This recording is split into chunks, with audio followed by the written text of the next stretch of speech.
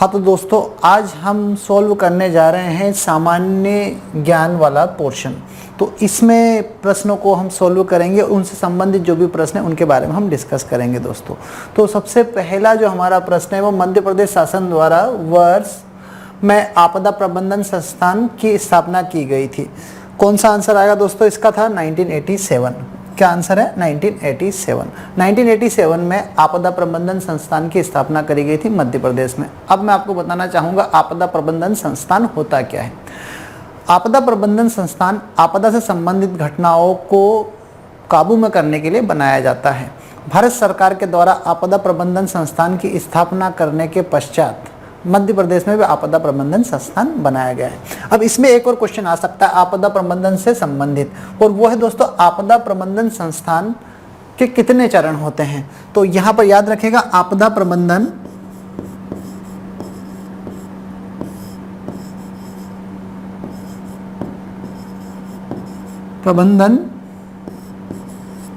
के 4 चरण होते हैं। कितने चरण होते हैं दोस्तों? 4। कौन कौन से चरण होते हैं? हालांकि इसके बारे में शायद ही पूछा जाए, पर हमें पता होना चाहिए। तो 4 चरणों में से एक तो होता है सामान्य परिस्थितियों का, जैसे कि अभी हम रह रहे हैं इस तरीके से क्या करना चाहिए, यह आपदा प्रबंधन का एक विषय है। आपदा आने के पश्चात क्या किया जाना चाहिए, दूसरा चरण होता है। आपदा के खत्म होने के बाद में सरकार और जो बाकी निवासी उनके द्वारा क्या करना चाहिए, तीसरा चरण होता है। और वापस से सामान्य जीवन की तरफ लौटना जो है वो चौथा चरण होता है। तो 4 चरण होते हैं आपदा प्रबंधन के। अब हम बाकी ऑप्शन के बारे में भी डिस्कस कर लेते हैं। बाकी ऑप्शन से संबंधित भी प्रश्न बन सकते हैं, क्योंकि हमारा काम है जो प्रश्न दिया गया है उससे संबंधित बाकी प्रश्नों को देखना और जो ऑप्शन दिए गए हैं उनसे संबंधित। क्योंकि सामान्यतः देखा जाता है कि जो कॉम्पिटिटिव एग्जाम होती है उनमें जो सिलेबस है वो कहीं ना कहीं आसपास ही घूमता है। तो अगर हम प्रश्नों को बहुत बारीकी से पढ़ें और जज करना सीखें तो यकीन मानिए किसी भी एग्ज़ाम को क्रैक करना, पास करना ज़्यादा मुश्किल काम नहीं है। तो सबसे पहले हम ऑप्शन की बात करते हैं। हमारे पास दूसरा ऑप्शन है 1972। ठीक है, अब 1972 को क्या हुआ था?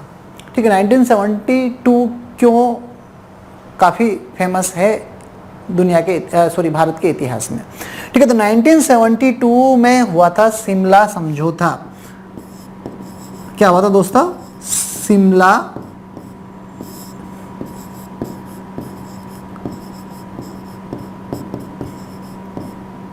समझौता। किन किन के बीच में हुआ था, किन देशों के बीच में हुआ था? तो भारत और पाकिस्तान के बीच में हुआ था। भारत एवं पाकिस्तान।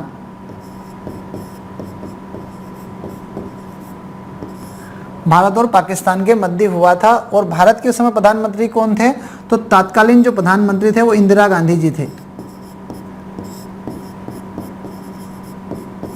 और पाकिस्तान की तरफ से जो प्रधानमंत्री थे वो थे भुट्टो जी। ठीक है, तो ये दोनों प्रधानमंत्री थे जो 1972 में शिमला में एक समझौता हुआ था। समझौता किस बारे में हुआ तो ये भी हम समझ लेते हैं। समझौता था 1971 के युद्ध से संबंधित। अब 1971 का युद्ध क्यों हुआ था पहले ये हम समझ लेते हैं, क्योंकि ये भी एक प्रश्न है। 1971 का जो वॉर था, 1971 का जो वॉर हुआ था वो हुआ था भारत और पाकिस्तान के मध्य। भारत और पाकिस्तान के मध्य अभी तक 3 युद्ध हो चुके हैं। पहला 1965 में, 1965 में। दूसरा जो हुआ था 1971 में। और तीसरा जो युद्ध हुआ था वो हुआ था 1999 में। ये 3 युद्ध हुए थे। 1965 का जो युद्ध हुआ था वो रण ऑफ कच्छ के कारण हुआ था। रण ऑफ कच्छ पाकिस्तान अपना दावा जताता आ रहा है, रण ऑफ कच्छ जो है पाकिस्तान का हिस्सा है और भारत की तरफ से कहा गया कि वो भारत का हिस्सा है। इसी की वजह से 1965 में युद्ध हुआ था जिसमें पाकिस्तान की काफ़ी बुरी हार हुई थी। दूसरा जो युद्ध हुआ था वो हुआ था पूर्वी और पश्चिमी पाकिस्तान की वजह से। ये याद रखिएगा दोस्तों, पूर्वी एवं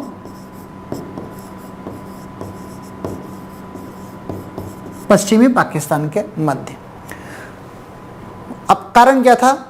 1971 में 1971 में पूर्व और पश्चिम पाकिस्तान दोनों एक ही अंग थे। अब आज का बांग्लादेश और पाकिस्तान दोनों मिलाकर पूर्वी और पश्चिमी पाकिस्तान के रूप में जाने जाते थे। पूर्वी पाकिस्तान जो था वो बांग्लादेश था और पश्चिमी पाकिस्तान जो है आज का पाकिस्तान। अब जनरल इलेक्शन होने थे पाकिस्तान में।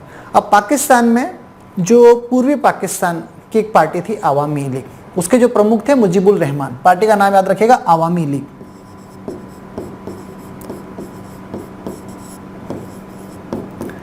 साथ में आप कॉपी करते जाइएगा, आवामी लीग, उसके अध्यक्ष थे मुजीबुर रहमान।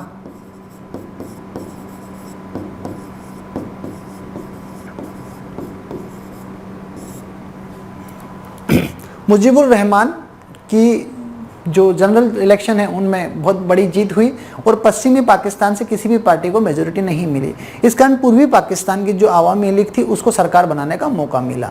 अब चूंकि इससे पहले ज़्यादातर जो पश्चिमी पाकिस्तान की पार्टियां ही सरकार बनाती आ रही थी और पूर्वी पाकिस्तान के लोगों के प्रति उनका जो रवैया था वो काफ़ी बेकार था, काफ़ी बुरा बर्ताव था। अब पहली बार ऐसा हुआ इतिहास में कि जो पूर्वी पाकिस्तान है वहाँ की किसी दल की सरकार बनने वाली थी। अब ये जो चुनाव थे, ये जो सैन्य शक्ति थी उस समय, उन्होंने इनको नामंजूर कर दिया, बोले कि गैरकानूनी तरीके से चुनाव हुए हैं और सत्ता अब किसने हथिया ली? सेना ने। सेना के जो अध्यक्ष थे उन्होंने हथिया ली। अब इस कारण जो पूर्वी पाकिस्तान के लोग थे वो समझ गए कि यहाँ पर जनता के द्वारा चुनी हुई सरकार है और ओबियसली संसद में जहाँ पर जनता के द्वारा चुनी हुई सरकार चुनी जाती है, अगर उसको शासन करने का अधिकार नहीं मिलेगा तो फिर कैसे लोकतंत्र चलेगा। इस कारण पूर्वी पाकिस्तान के लोगों ने विद्रोह कर दिया किसके खिलाफ? पश्चिमी पाकिस्तान के खिलाफ। अब पश्चिमी पाकिस्तान ने दमनकारी नीतियाँ चलाना स्टार्ट कर दी पूर्वी पाकिस्तान में। इस कारण पूर्वी पाकिस्तान के जो लोग थे ज़्यादा संख्या में किस तरफ आने लग गए? भारत की तरफ। अब भारत सरकार ने पाकिस्तान की सरकार से अनुरोध करा कि जो ये शरणार्थी इन्हें आने से रोके, वरना भारत को कड़ा एक्शन लेना पड़ेगा। पाकिस्तान ने भारत की बात मानने की बजाय उल्टा भारत पे ही आक्रमण कर दिया। भारत पर आक्रमण कहाँ करा? पश्चिमी सीमा से। ये भी ध्यान रखिएगा कि 1971 में पाकिस्तान की तरफ से भारत में किस दिशा से घुसपैठ करी गई? तो पश्चिमी दिशा से। अब भारत ने पश्चिमी दिशा में युद्ध करने की बजाय पूर्वी पाकिस्तान में अपनी सेना भेज दी। अब ये जैसे ही कदम उठाया गया इंदिरा गांधी जी के द्वारा, ब्रिटेन और अमेरिका ने भारत के ऊपर दबाव बनाया कि वो अपनी सेना को वापस बुला ले, क्योंकि भारत यहाँ पर नैतिक रूप से ज़्यादा मजबूत था और उसका जो कदम था वो भी सही था। संयुक्त राष्ट्र में ये बात गई, हालांकि भारत की तरफ से रशिया ने अपनी बात रखी और वीटो लगा दिया और चाहकर भी ब्रिटेन और अमेरिका कुछ नहीं कर सके और उनको युद्ध से बाहर ही रहना पड़ा। पूर्वी पाकिस्तान में पाकिस्तानी सेना ज़्यादा समय तक नहीं लड़ पाई और जनरल नियाजी, पाकिस्तान की आर्मी के चीफ कौन थे? जनरल नियाजी,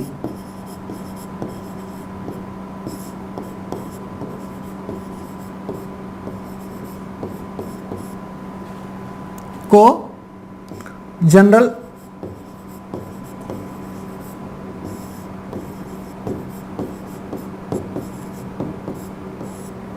अरोड़ा करके भारतीय सेना के उस समय मेजर थे, उनके सामने सरेंडर करना पड़ा और पाकिस्तान की एक तरफा हार हुई। इस हार को भुलाने के लिए ही पाकिस्तान ने ब्रिटेन और अमेरिका की मदद से शिमला समझौता करवाया।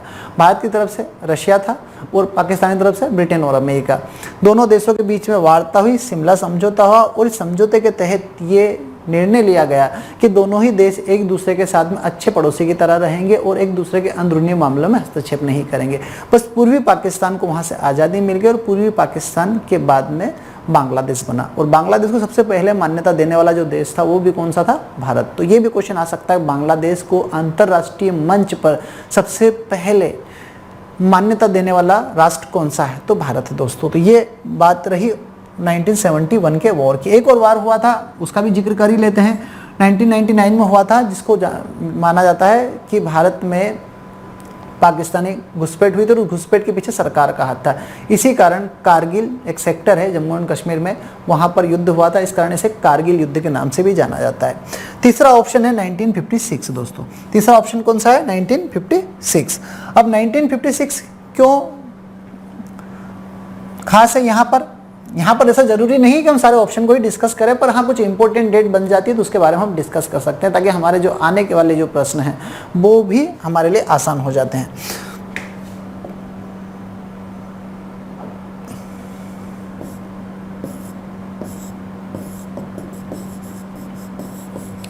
अब देखिए 1956 में भारत में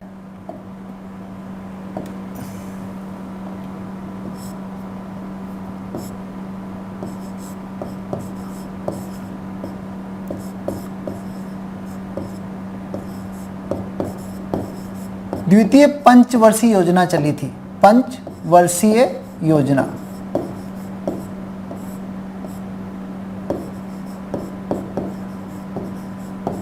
कब चली थी? 1956 में।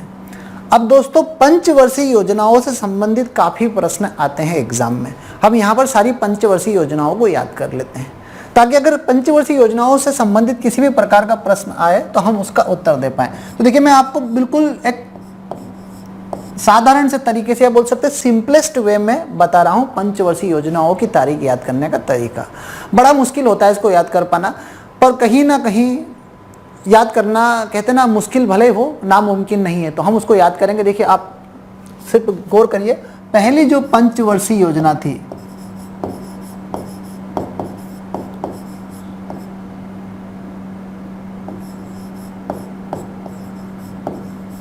वो कब स्टार्ट हुई थी? 1951 में। पंचवर्षीय योजनाएं कितने सालों के लिए होती है? 5 सालों के लिए होती है।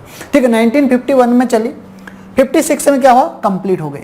56 में द्वितीय पंचवर्षीय योजना लागू हुई। कब तक चली? 1961 तक।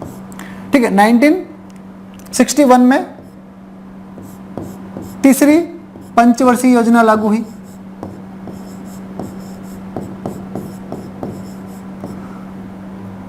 कब तक चली दोस्तों? 1966 तक। अब याद रखिएगा, पहली, दूसरी, तीसरी पंचवर्षीय योजनाएं लगातार चली 5-5 साल के लिए। 1951 से अगर आप काउंट करेंगे 1951 से 1966 तक 3 पंचवर्षीय योजनाएं होगी। इसके बाद में बड़ा सिंपल सा याद करने का तरीका, 3 पंचवर्षीय योजनाओं के बाद में 3 एक वर्षीय योजनाएं रही, मतलब 3 पंचवर्षीय योजनाएं चली और फिर 1-1 साल का गैप रहा। तो 1966 से 1967, 1967 से 1968 और 1968 से 1969, मतलब 66 से 67, 67 से 68, 68 से 69 1 वर्षीय योजनाएं, 1 वर्षीय योजना। तो ये आप आसानी से याद कर लेंगे। ठीक है, तो अगर कभी पूछा जाता है कि सबसे पहला पंचवर्षीय योजनाओं में अंतराल कब था, तो 1966 से 67, 68 और 69 3 1-1 वर्षीय योजनाएं चली थी। तो आपसे यह पूछा जाएगा पहले पंचवर्षीय योजना कब थी? 1951 में। द्वितीय पंचवर्षीय योजना 1956 में। तृतीय पंचवर्षीय योजना 1961 में। अब यहाँ पर यह भी पूछा जाता है कि जो पहली पंचवर्षीय योजना थी दोस्तों, वो किस लिए चलाई गई थी? तो वो थी कृषि आधारित। कौन से? कृषि आधारित, मतलब खेती से संबंधित। द्वितीय जो थी वो थी उद्योग से संबंधित, और तृतीय जो थी दोस्तों वो कृषि एवं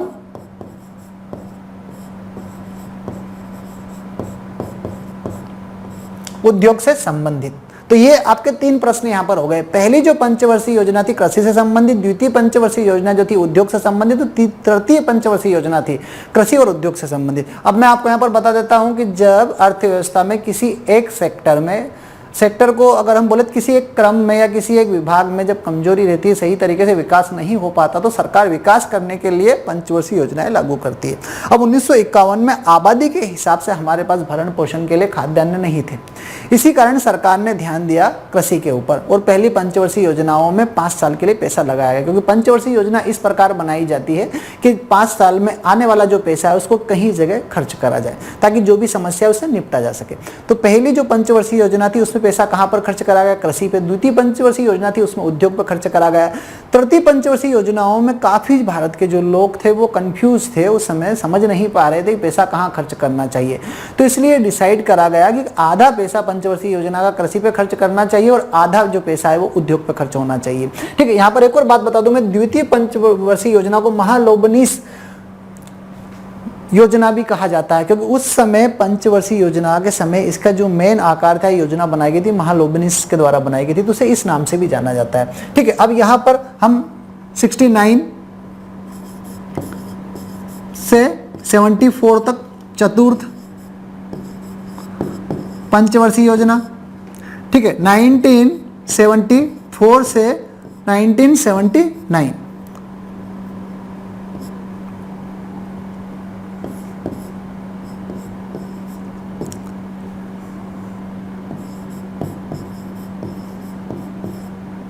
पांचवी पंचवर्षीय योजना। अब पांचवी के बाद जैसे OD1 आपने सुना हो ना, सम विषम, तो विषम 3 के बाद 5 और 5 के बाद फिर गैप। 5 के बाद में क्या है, 1 वर्षीय अंतराल।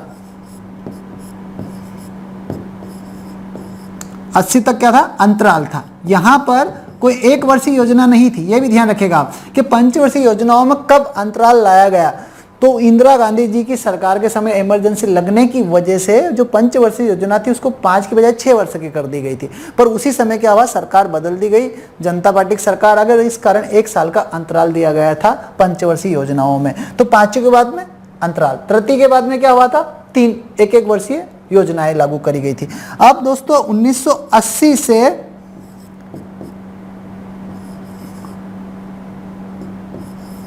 85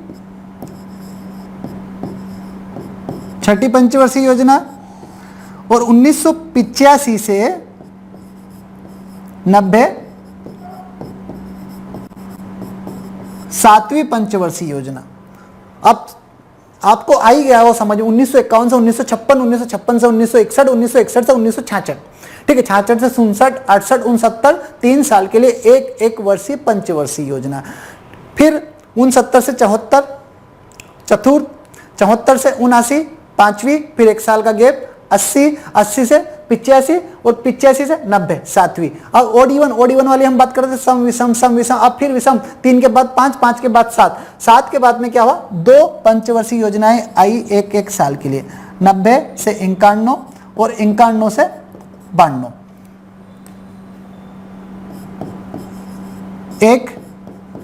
एक वर्षीय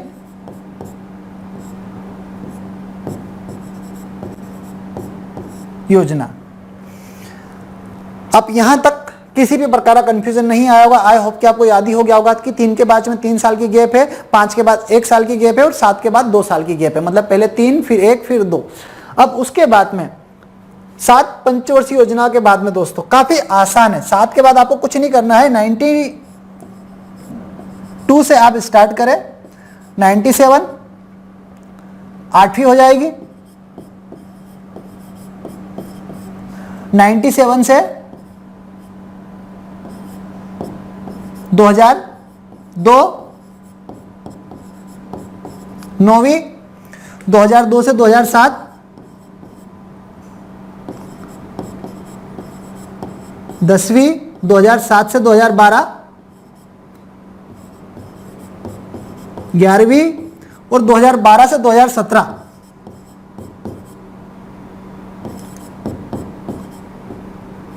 12वीं। ये पंचवर्षीय योजनाएं हुई। अब सारी योजनाएं हो गई। 2017 के बाद में जो योजना है वो भारत सरकार के द्वारा बंद कर दी गई, मतलब इनमें कुछ समय के लिए क्या करा गया दोस्तों, विराम लगा दिया गया। तो पंचवर्षीय योजना जो 12वीं पंचवर्षीय योजना थी वो क्या थी, आखिरी पंचवर्षीय योजना थी। उसके बाद में किसी भी प्रकार की योजना वो लागू नहीं करा गया। अब जो भारत में योजना है वो कौन लागू करता है ये भी समझ लीजिए। तो भारत में जो पंचवर्षीय योजनाएं हैं उनको लागू करने का काम करा जाता है योजना आयोग के द्वारा, जो कब बनाई गई थी, 1950 में। 1950 में बनाई गई थी योजना आयोग।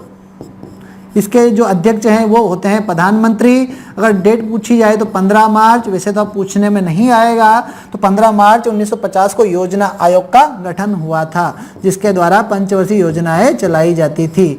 अब इसका नाम बदलकर क्या कर दिया गया है, इसका नाम बदलकर कर दिया गया है 2015 में नीति आयोग। क्या कर दिया गया है, नीति आयोग। इसको NITI भी कहते हैं, national institute of transforming India. इसका फुल फॉर्म भी पूछा जा सकता है, नीति आयोग का पूरा नाम क्या है, तो national institute transforming of India इसे कहा जाता है, नीति आयोग को। तो ये रहा दोस्तों हमारा जो तीसरा ऑप्शन था। अब लास्ट ऑप्शन को और हम डिस्कस कर लेते हैं। लास्ट जो ऑप्शन है, आप एक काम करेगा, जब भी आपको लगे आप है ना वीडियो को रोक रोक के पोज कर करके कॉपी करते जाइएगा, क्योंकि है ना मैं काफ़ी ज़्यादा बोर्ड वर्क करता हूँ, बहुत सारी चीज़ें लिखता हूँ, उस कारण क्या है बोर्ड पे जगह बचती नहीं और मैं उसी क्वेश्चन के बाद में इरेज करता चलता हूँ। तो दोस्तों आपको ध्यान रखना है कब कॉपी करना है।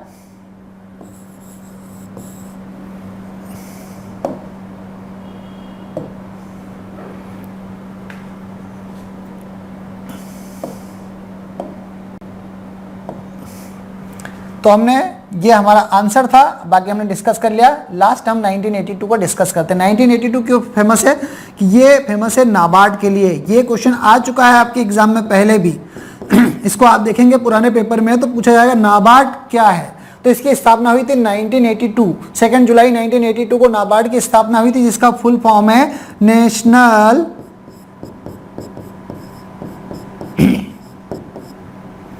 बैंक ऑफ एग्रीकल्चरल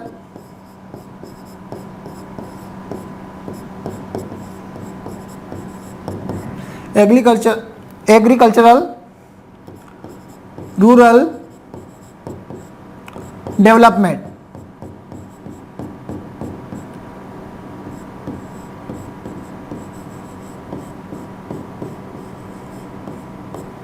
ठीक है दोस्तों, तो ये इसका पूरा नाम है। ये पूछा जा सकता है नाबार्ड का पूरा नाम क्या है। ये एग्जाम में मैं भी दे चुका हूं, ये आंसर मुझे पता है कि what is the full form of NABARD. तो नाबार्ड का पूरा नाम है national bank of agriculture rural development, जिसकी स्थापना कब हुई थी दोस्तों 1982 में। तो ये रहा हमारा पहला क्वेश्चन।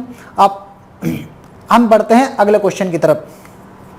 अगला जो हमारा प्रश्न है वो है मध्य प्रदेश के उस शहर का नाम बताइए जहां पर प्रत्येक वर्ष ध्रुपद समारोह का आयोजन किया जाता है। अब दोस्तों मैं आपको बताऊंगा ध्रुपद समारोह कहां पर आयोजित होता है। भोपाल में, हर साल भोपाल में आयोजित करा जाता है। अब भोपाल में इसके अलावा भी कुछ समारोह का आयोजन होता है, जिसमें हिंदी नाट्य समारोह, हिंदी नाट्य समारोह,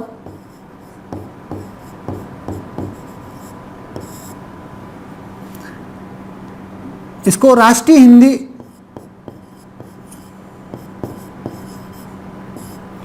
नाट्य समारोह के नाम से भी जाना जाता है। उसके अलावा लोकरंग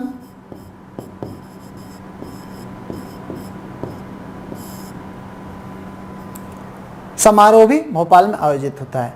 तो ध्रुपद संगीत से संबंधित एक समारोह है जो आयोजित होता है भोपाल में हर साल। दूसरा जो होता है राष्ट्रीय हिंदी नाट्य समारोह, जिसमें हिंदी के नाटकों का समारोह में आयोजन होता है, बताया जाता है। और तीसरा लोकरंग आयोजन भोपाल में होता है। अब बाकी ऑप्शन के बारे में डिस्कस कर लेते हैं, कहाँ पर कौन कौन से समारोह होते हैं। ठीक है, तो पहला ऑप्शन है उज्जैन। उज्जैन के बारे में अगर हम डिस्कस करें तो उज्जैन में कौन कौन से समारोह होते हैं दोस्तों। तो उज्जैन में कालिदास समारोह,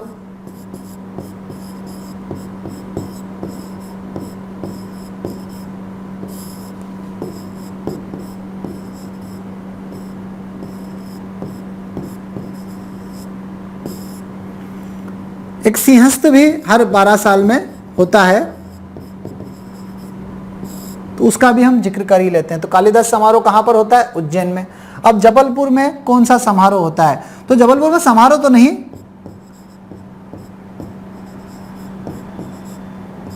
भेड़ाघाट में आयोजन होता है। कि भेड़ाघाट एक दर्शनीय स्थल है जहां पर भेड़ाघाट से संबंधित अलग अलग प्रकार के आयोजन किए जाते हैं। इंदौर में क्या समारोह होता है, तो इंदौर में होता है आमिर खान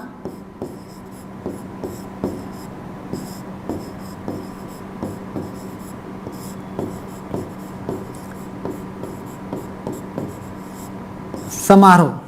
अब आमिर खान में कंफ्यूज मत होइएगा, जो अभी फिलहाल में एक्टर हैं उनके लिए नहीं होता ये। आमिर खान एक संगीतकार थे, गायक थे, उनकी याद में होता है। इसका जिक्र हंगामा मूवी में किया भी गया है। अगर आपको ध्यान हो तो आमिर खान जी को जानते हैं, बोले हाँ हाँ जानता हूँ, बहुत अच्छे एक्टर है। बोले एक्टर, उन्होंने एक्टिंग कब स्टार्ट कर दी, तो आपको ध्यान आ जाएगा। तो आमिर खान जी समारोह होता है। इसके अलावा भी मध्य प्रदेश में कुछ शहर है जहाँ पर अलग अलग तरह के समारोह होते हैं, जैसे खजुराहो।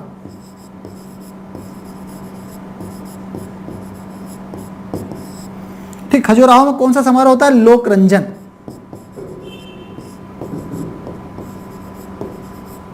लोकरंजन समारोह। उसके अलावा देवास, जहां का मैं निवासी हूं, वहां पर कौन सा समारोह होता है? कुमार गंधर्व। क्लासिकल सिंगर थे ये, इनकी स्मृति में यह आयोजन होता है कुमार गंधर्व समारोह। उसके अलावा ग्वालियर को कैसे भूल सकते हैं हम दोस्तों?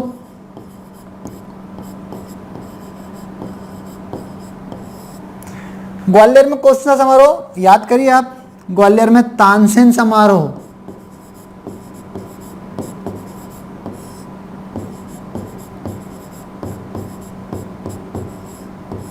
ठीक है, तो यहां पर कौन सा समारोह होता है? तानसेन समारोह। अब खजुराहो हो गया, देवास हो गया, भेड़ाघाट हो गया, इंदौर, भोपाल, उज्जैन, कुछ छूट रहा है क्या? हाँ,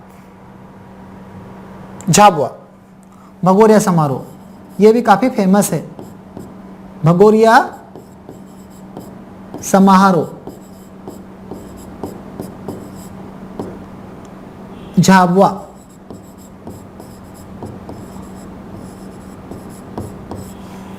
तो ये कुछ मध्य प्रदेश के समारोह है जो मध्य प्रदेश के अलग अलग शहरों में होता है। ग्वालियर में राष्ट्रीय रामलीला भी होती है दोस्तों, रामलीला का भी आयोजन होता है ग्वालियर में। तो ये भी अगर क्वेश्चन पूछा जा सकता है आपसे कि राष्ट्रीय रामलीला कहां पर होती है, तो राष्ट्रीय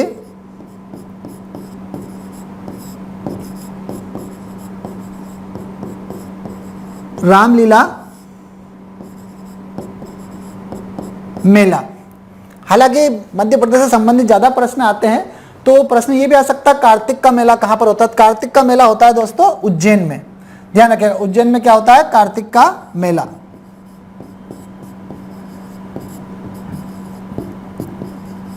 कभी कभी चीजें हमें ऐसी लगती है कि यार ये प्रश्न काफी आसान है, काफी क्या ऐसा प्रश्न थोड़ी पूछा जाएगा। मैंने जब यूपीएससी की एग्जाम दी थी, मुझे आज भी ध्यान है, आप सर्च कर सकते हो, तो उसमें क्वेश्चन था कि बकरियों को खाने के लिए कौन से पेड़ का जो पत्तियां होती है वो अच्छी लगती है? पीपल की, नीम की, और दो और ऑप्शन थे। तो आप समझ सकते हैं कि यूपीएससी के एग्जाम में वो प्रश्न पूछा जा सकता है। वो ओब्वियसली उसका आंसर कौन दे सकता है? जो बकरियां चराने का काम करता है। अब जो बकरियां चराने का काम करता है, आई कांट इमेजिन कि यार वो कहीं ना कहीं यूपीएससी की तैयारी कर रहा हो। मतलब आप सोच सकते हैं कितना डीप नॉलेज पूछा जाता है। तो कभी कभी हमें लगता है कि यार ये प्रश्न काफी आसान है, यार ये नहीं आ पाएगा। तो जैसे कार्तिक मेले का एग्जाम्पल मैं दूंगा, तो अगर कोई आसपास का होगा उज्जैन के, तो वो बोलेगा सर यार ये भी क्या कोई याद करने वाला प्रश्न है? पर दोस्तों ऐसे ही प्रश्न बनते हैं। तो जो हमारे आसपास चीजें रहती है ना, उन्हीं से प्रश्न आता है। और कॉम्पिटिटिव एग्जाम में तो क्या होता है कि प्रश्न कहीं से भी पूछे जा सकते हैं। ठीक, अब एक पंचमढ़ी और छूट गया, उसके बारे में और पढ़ लेते हैं। पंचमढ़ी उत्सव कहां पर मनाया जाता है? तो पंचमढ़ी उत्सव पंचमढ़ी में मनाया जाता है। पर दोस्तों लिखने में कहीं समस्या हो आपको, तो मैं बोल ही रहा हूं, आप उसको सुन कर भी लिख सकते हैं। ठीक है, तो ये हमारा दूसरा प्रश्न था। मध्य प्रदेश के उस शहर का नाम बताइए जहां पर प्रत्येक वर्ष धूप समारोह का आयोजन किया जाता है। तो आंसर क्या था हमारा? भोपाल। ठीक है, भोपाल के अलावा अलग अलग शहरों में कौन कौन से समारोह का आयोजन करा जाता है मध्य प्रदेश में, उनके बारे में हमने डिस्कस करा है ना। आप पोज करके कॉपी कर लीजिएगा। अब हम चलते हैं तीसरे प्रश्न की तरफ।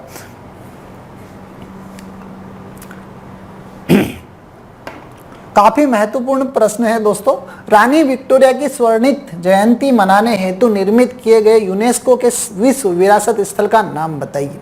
ऑप्शन है हमारे पास gateway of India, Victoria memorial, India gate और छत्रपति शिवाजी महाराज टर्मिनस। चारों का ही निर्माण अंग्रेजों के काल के दौरान हुआ था।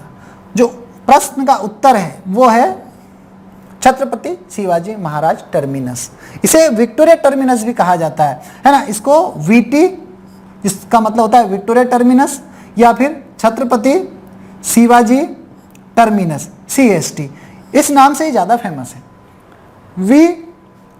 VT CST। तो ध्यान रखिएगा, छत्रपति शिवाजी महाराज का पुराना नाम क्या था? Victoria terminus. विक्टोरिया टर्मिनस के नाम से भी जाना जाता है। अब सबसे पहले हम जो छत्रपति शिवाजी महाराज टर्मिनस है उसकी की बाल की खाल निकाल लेते हैं, बाकी हम ऑप्शन के बारे में बाद में जिक्र करेंगे। देखिए, छत्रपति शिवाजी महाराज टर्मिनस की स्थापना कब हुई थी? तो इसकी स्थापना 1888 से 1889 के बीच में हुई थी, मतलब बनना स्टार्ट हुआ था। इसको बनने में काफ़ी समय लगा और उस समय भारत में जितने भी हेडक्वार्टर्स थे या रेलवे स्टेशन थे उनमें सबसे महंगा था। इसको बनने में काफ़ी समय लगा था और काफ़ी पैसा खर्च हुआ था।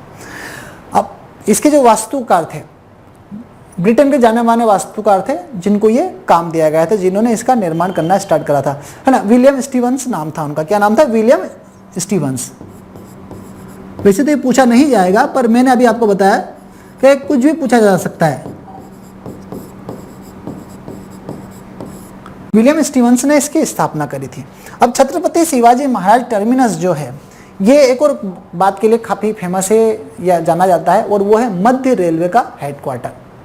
मध्य रेलवे का हेडक्वार्टर यहाँ पर है, इस कारण भी ये फेमस है। अब यहाँ पर एक और प्रश्न बनता है हमारा कि भारत में कितने रेलवे जोन या हेडक्वार्टर्स हैं।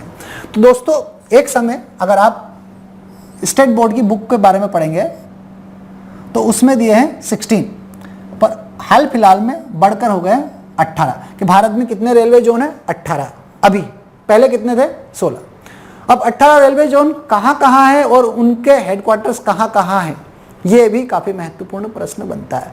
और बच्चे उन 18 जोन को याद करने में और उनके हेडक्वार्टर्स को याद करने में आधी ज़िंदगी निकाल देते हैं। पर मैं आपको यहाँ पर बहुत सिंपल तरीके से याद करना बताऊंगा। इसके बाद आपको आसानी से याद हो जाएंगे कि कौन कौन से हेडक्वार्टर हैं और रेलवे जोन है। तो चलिए याद करते हैं, स्टार्ट करते हैं। उम्मीद करता हूं कि मैं भी नहीं अटकूंगा, क्योंकि बहुत बार ऐसा होता है कि पढ़ाते पढ़ाते मैं भी उलझ जाता हूं, तो फिर मुझे कुछ समय लगता है। पर आई होप कि आज वो नौबत ना आए। तो सबसे पहले हम बात कर लेते हैं। देखिए, आप चल रहे पूर्वी से, मतलब यहां पर आप जोन ही समझे। पूर्वी जोन,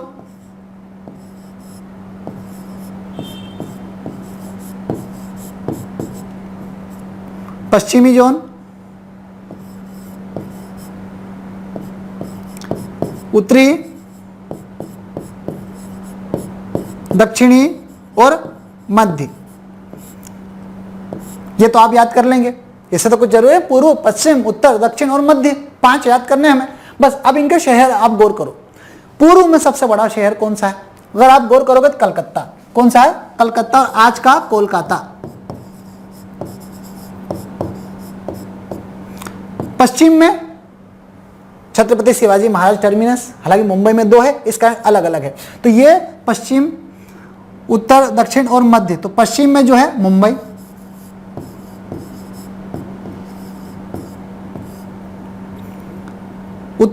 उत्तर में सबसे बड़ा शहर भारत का दिल्ली, दक्षिण में सबसे बड़ा वो है चेन्नई, मद्रास, और मध्य में वापस मुंबई। और जो छत्रपति शिवाजी जो है वो हेडक्वार्टर मध्य का है, ना कि पश्चिम का। पश्चिम का चर्च गेट है। तो ये भी ध्यान रखिएगा कि 2 हेडक्वार्टर्स है मुंबई में, एक चर्च गेट पे और एक CST पे। तो ये 2 हो गए, ठीक है। तो ये 5 तो आपने याद कर ही लिए होंगे, बहुत आसान थे 5। पूर्वी कोलकाता, पश्चिमी मुंबई, उत्तरी दिल्ली, दक्षिणी चेन्नई, मध्य मुंबई। अब आपको याद करना है पूर्वी मध्य, मतलब वापस पूर्व पश्चिम से ही चलना है। पूर्वी, मध्य, फिर पश्चिमी मध्य,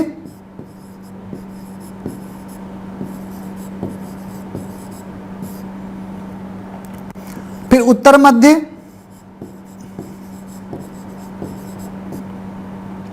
फिर दक्षिण मध्य,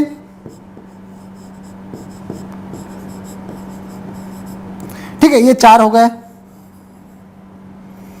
अब पूर्वी मध्य और पश्चिमी मध्य, देखिए ये है हाजीपुर और पश्चिमी मध्य जबलपुर। अब देखो, याद करने की ट्रिक बताऊं, दोनों है पूर्व, हाजीपुर, जबलपुर, एक पूर्व में एक पश्चिम में, दोनों मध्य में।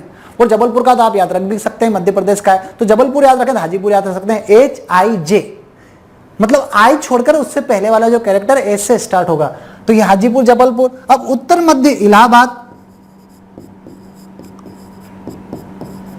और दक्षिण मध्य सिकंदराबाद।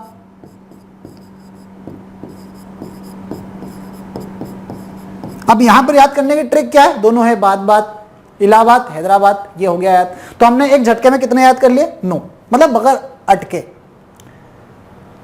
पूर्व, पश्चिम, उत्तर, दक्षिण। पूर्व में कोलकाता, पश्चिम में मुंबई, उत्तर में दिल्ली, दक्षिण में चेन्नई या मद्रास और मध्य में मुंबई। 5 याद हो गए। फिर पूर्वी मध्य, पश्चिमी मध्य। पूर्वी मध्य हाजीपुर, पश्चिमी मध्य जबलपुर, उत्तर मध्य हमारा इलाहाबाद और दक्षिण मध्य हमारा सिकंदराबाद। तो ये 9 हो गए। अब हम याद करते हैं उत्तर पूर्व और उत्तर पश्चिम,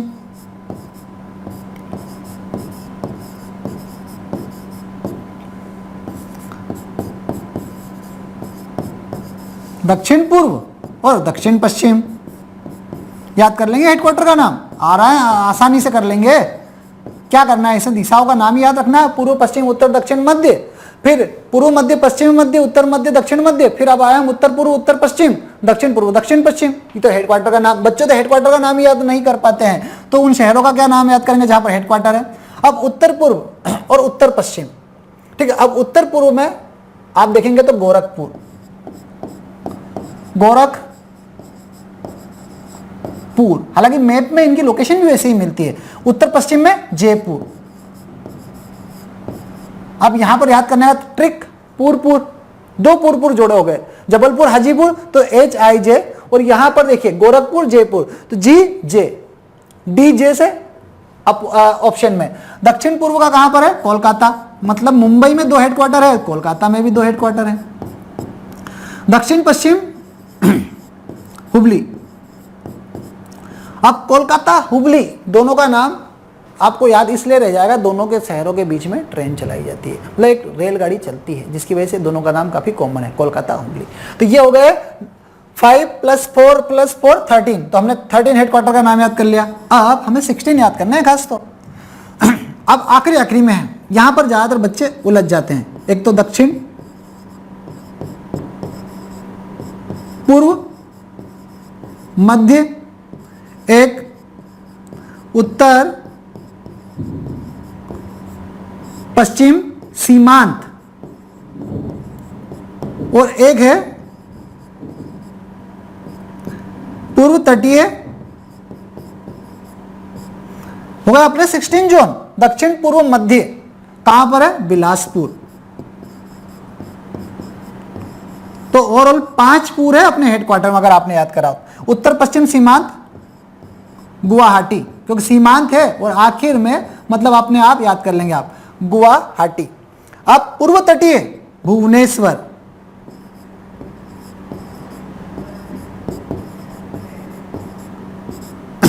ये हो गए 16 हमारे कंप्लीट। अब 17 और 18 को भी क्यों छोड़े, उनको भी याद कर लेते हैं, ठीक है। तो 17 जो है वो है दक्षिण तटीय,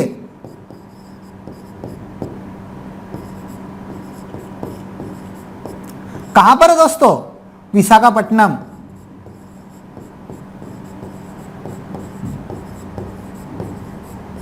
और लास्ट वाला जो है वो है कोलकाता मेट्रो। हालांकि इसको हेडक्वार्टर के रूप में बोलते नहीं कि इसका हेडक्वार्टर कहां है, पर आप इसका हेडक्वार्टर कोलकाता ही माने। तो ये है 18 क्षेत्र और उनके हेडक्वार्टर्स। तो काफी डिफिकल्ट क्वेश्चन था, मैं भी घबरा रहा था कि शायद मैं कहीं भूल जाऊं या अटक जाऊं, पर कुछ ऐसी ट्रिक्स होती है जिनकी वजह से हम आसानी से याद कर लेते हैं दोस्तों। यकीन मानिए जिस तरीके से मैंने ये उत्तर लिखा, ये आपको किसी भी बुक में नहीं मिलेगा और ना ही किसी लेक्चर में मिलेगा। मतलब चीज़ों को आसान तरीके से अगर बताया जाए तो दुनिया में कोई सी भी जो चीज़ है वो नामुमकिन नहीं है, पर चीज़ों को क्या करा जाता है, डिफिकल्ट या कठिन बनाकर सामने प्रस्तुत करा जाता है। तो देखिए 2 प्रश्न हमने दोनों ही डिफिकल्ट डिस्कस करे, एक तो ये और इससे सबसे पहले वाला जिसमें हमने डिस्कस करा। तो ऐसे कई प्रश्न आपको काफी आसानी से देखने को मिलेंगे। मतलब सामान्य ज्ञान जो है वो आपको सामान्य ही लगने लग जाएगा। और कहा भी जाता है कि सामान्य ज्ञान सामान्य होता है, मतलब हर किसी को पता होता है, वो असामान्य नहीं होता। असामान्य तो वो चीजें होती हैं जो बच्चे अलग अलग विषय में पढ़ते हैं, ये तो सामान्य है जो सब लोगों में एक जैसा पाया जाता है। तो ये आप कॉपी कर लीजिए, ठीक है। तो हमने जो हमारा डी वाला ऑप्शन था उसका ऑपरेशन कर दिया। अब हम आगे चलते हैं, गेटवे ऑफ इंडिया, इसके बारे में डिस्कस करते हैं, ठीक है। तो आप इसको पोज करके, मैं इस तरफ हो गया हूं, आप इसको पोज करके पहले लिख लीजिए, पूर्वी, पश्चिमी, उत्तर, दक्षिण, मध्य, फिर पूर्वी मध्य, पश्चिमी मध्य, उत्तर मध्य, दक्षिण मध्य। मैं आपको नाम याद करना बता रहा हूं, ठीक है। उसके बाद में फिर आप करेंगे उत्तर पूर्व, उत्तर पश्चिम, दक्षिण पूर्व, दक्षिण पश्चिम, ठीक है, फिर पूर्व तटीय, फिर दक्षिण तटीय, उसके बाद में उत्तर पश्चिम सीमांत, और फिर आएगा दक्षिण पूर्व मध्य। ठीक, ये हो गए हमारे। अब शहरों में चलें तो सबसे पहले हम चलते हैं कोलकाता, फिर मुंबई, फिर हम कोलकाता हो गया, मुंबई पूर्व पश्चिम, उत्तर दक्षिण दिल्ली चेन्नई, फिर मध्य मुंबई, फिर अपना हाजीपुर, फिर अपना जबलपुर, जबलपुर के बाद में हम चले तो इलाहाबाद, सिकंदराबाद, फिर ऊपर से चलते हैं तो गोरखपुर, जयपुर, फिर नीचे ऊपर होते हैं तो नीचे ऊपर होते हैं तो एक तरफ कोलकाता और एक तरफ क्या होगा, हुबली। तो ये हमारा पूरा आंसर कवर हो गया।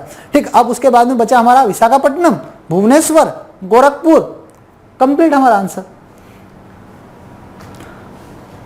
अब मैं इसको रफ कर देता हूं ताकि मुझे लिखने के लिए जगह मिल जाए।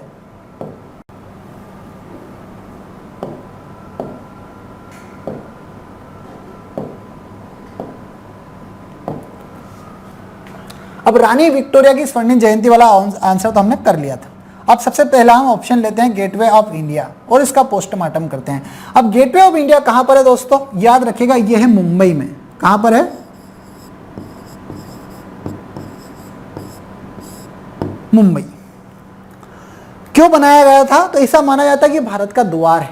अंग्रेज लोग जब मुंबई आए थे तो सबसे पहले इसी रास्ते से आए थे, या भारत जब आए थे, क्योंकि वास्को डी गामा आया था 1498 में, याद रखिएगा आप ईयर कब आया था, 1498 में। कहाँ गया था, कालीकट के बंदरगाह पर। अंग्रेज लोग जब आए थे सबसे पहले मुंबई आए थे, ऐसा उनका मानना था, और वही मैं बता रहा हूँ जो उनका मानना था। तो सबसे पहले वो आए थे इसी जगह पर। जब वो गए तब भी इसी गेट से गए। तो ये गेट उन्होंने इसलिए बनाया था कि उनका भारत में जो आगमन हुआ उस गेट को तो गेटवे ऑफ इंडिया माना गया है। अब मुंबई में है ये। अब इसकी स्थापना कब हुई थी, तो इसके बीच में भी ज़्यादातर जो इतिहासकार है उनके बीच में काफ़ी मतभेद है, वो अलग अलग लोग अलग अलग विचार देते हैं।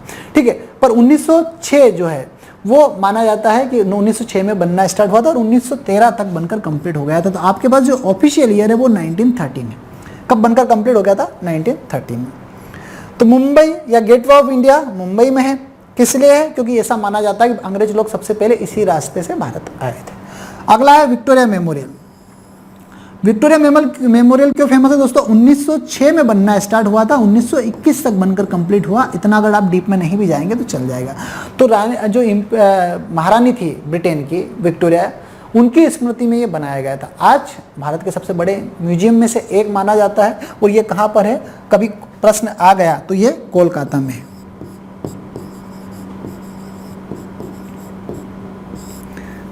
कोलकाता में विक्टोरिया मेमोरियल। अब जो लास्ट ऑप्शन बचता है वो इंडिया गेट। इंडिया गेट कहां पर है, दिल्ली में। अब गेटवे ऑफ इंडिया और इंडिया गेट दोनों में क्या फर्क है, तो गेटवे ऑफ इंडिया तो मैंने आपको बता ही दिया कि अंग्रेजों का ऐसा मानना था कि वो इसी गेट के माध्यम से भारत में आए। पर जो इंडिया गेट था वो दिल्ली में स्थित है। और ये अमर ज्योति आपने देखा होगा या फिर सुना होगा अमर ज्योति के बारे में, वो हमेशा जलती रहती है। तो वो किस लिए, तो वो इसलिए जलती रहती है 1914 से लेकर 18 तक, 1914 to 18 फर्स्ट वर्ल्ड वॉर हुआ था। याद रखिएगा, वर्ल्ड वॉर फर्स्ट, विश्व युद्ध क्या कहा जाता है, विश्व युद्ध प्रथम 1914 से 1918 के बीच में हुआ। उस समय भारत जो था उपनिवेश था, किसका, अंग्रेजों का। तो भारत के सैनिक अंग्रेजों की तरफ से युद्ध में लड़े थे, तो उसमें कई सैनिकों की जान चली गई थी। तो उन्हीं की याद में, भारतीय सैनिकों की याद में अमर ज्योति जलाई जाती है और तब से लेकर निरंतर आज तक जलती रहती है। तो वो उन सैनिकों की कुर्बानी की याद में जलाई जाती है। और वो जो बनाया गया था इंडिया गेट, उन्हीं सैनिकों की याद में बनाया गया था। तो ये चार अलग अलग जगहों के बारे में हमने डिस्कस करा, gateway of India, Victoria memorial, India gate और छत्रपति शिवाजी महाराज टर्मिनस। ठीक है, अब हम चलते हैं अगले क्वेश्चन पे दोस्तों।